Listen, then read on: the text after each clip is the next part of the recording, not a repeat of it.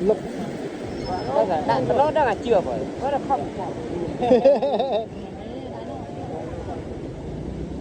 ô lột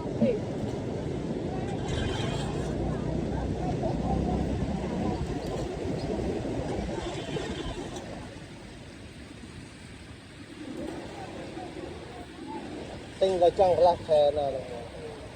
nó tao tinh rồi phải bay ngay tiền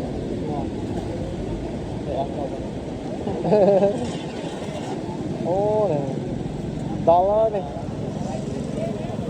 cái màn